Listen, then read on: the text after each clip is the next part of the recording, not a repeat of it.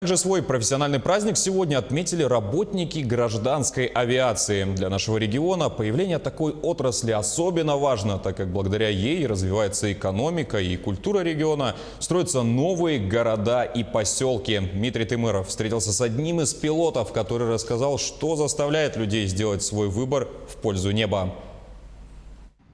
Впервые крылатая машина поднялась в якутское небо 8 октября 1925 года. Это были демонстрационные полеты маленького биплана «Цоффич» английского авиаконструктора Томаса Цоффича. И это историческое событие по праву считается днем рождения якутской авиации. Человек неба Андрей Афанасьевич Семенов всю свою трудовую деятельность посвятил авиации. Как он нам рассказал, стать летчиком было мечтой детства, а любовь к авиации привил его учитель. Летчиком я хотел быть с детства. Военным летчиком я решил стать где-то в 10 классе. Почему? При окончании школы. У нас был очень хороший воендруг, Слесаренко Николай Иванович, который активно занимался патриотическим воспитанием нас. И у нас очень много выпускников пошли именно в военное училище.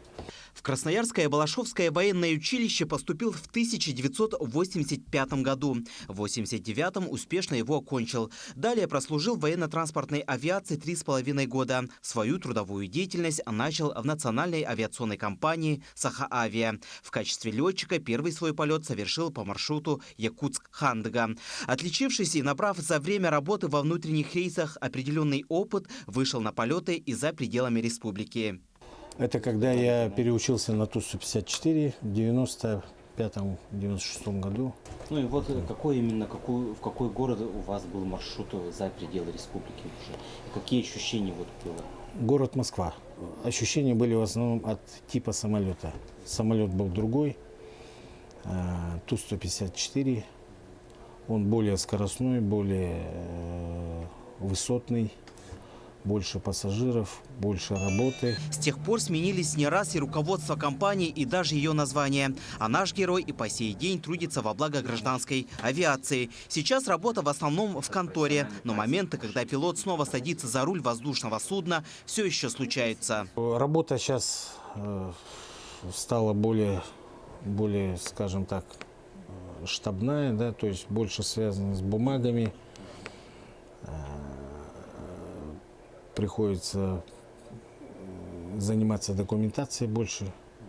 Но когда необходимо сделать какие-то методические полеты, проверочные и так далее, ну иногда и рядовые полеты, то есть самостоятельные полеты. Всего в копилке Андрея Афанасьевича около 14 тысяч часов полета. И говорит, что это не предел. Встречая очередной день гражданской авиации, наш герой отмечает, наша авиация за все это время претерпела множество изменений, но все они ведут ее к дальнейшему развитию. Дмитрий Тымыров, Георгий Григорьев, Якутск.